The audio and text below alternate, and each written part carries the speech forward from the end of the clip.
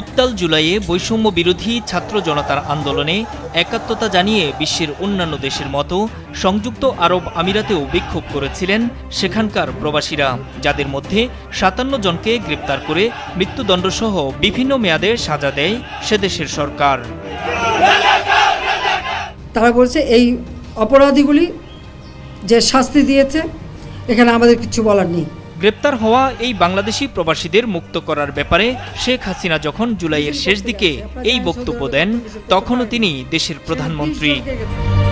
শেখ হাসিনার কথায় পরিষ্কার উঠে আসে এই রেমিটেন্স যোদ্ধাদের মুক্তির কোনো সম্ভাবনাই নেই। কিন্তু আওয়ামী লীগ সরকারের পতনের পর নতুন অন্তর্বর্তীকালীন সরকার দায়িত্ব গ্রহণের ১ মাসেরও কম সময়ে মুক্তির আদেশ পেলেন সেই প্রবাসীরা। কিভাবে তা সম্ভব হলো, এর পেছনে কোন কারিশমাই বা কাজ করেছে? সরকার পতনের ৩ দিনের মাথায় ৮ আগস্ট দায়িত্ব গ্রহণের পর ২৫ আগস্ট জাতির উদ্দেশ্যে ভাষণ দেন প্রধান উপদেষ্টা ডক্টর মোহাম্মদ ইউনূস। সেখানে তিনি প্রবাসীদের অবদানের কথা তুলে ধরেছিলেন। এই গণ অভ্যুত্থানে বিদেশি অবস্থানকারী বাংলাদেশিরা অত্যন্ত গুরুত্বপূর্ণ ভূমিকা পালন করেছেন। জাতি তাদের অবদান বিশেষভাবে স্মরণ করবে।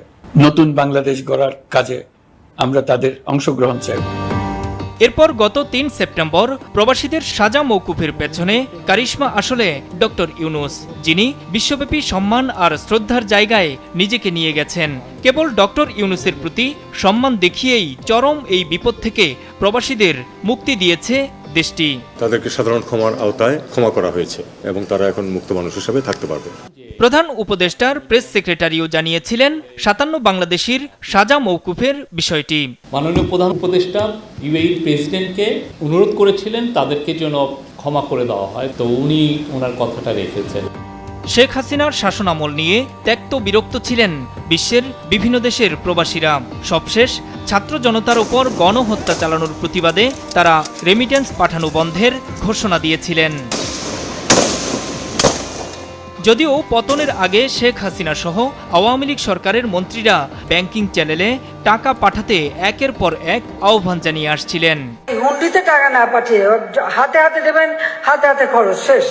যারে দিলেন সে হয়তো খরচ করে পরে দেখা গেল যে নিজের জন্য কিছুই নাই। রেমিটেন্স আপনারা যদি বাংলাদেশে ৬ মাস না পাঠান, আমাদের দেশের সামগ্রিক উন্নয়নের ক্ষতি হবে। তবে তাদের সেই আহ্বানে মোটেও সায় দেননি প্রবাসীরা। আমরা প্রবাসীরা কোনো টাকা ব্যাংকে ছাড়বো না যে পর্যন্ত দেশ সংশোধন না হইব। আমরা এই প্রবাস থেকে যত রেমিটেন্স যোদ্ধা আছি, আমরা ছাত্রদের পক্ষে। আমি ওয়াদা করছি আগামী ২ মাস বাংলাদেশ কোনো রেমিটেন্স পাঠাইতাম না। রেমিটেন্স না পাঠানোয় গত জুন মাসে $২০০ কোটিরও নিচে নেমে আসে রেমিটেন্স। কিন্তু হাসিনা সরকারের পতনের পর আবারও রেমিটেন্স পাঠাতে শুরু করেন প্রবাসীরা।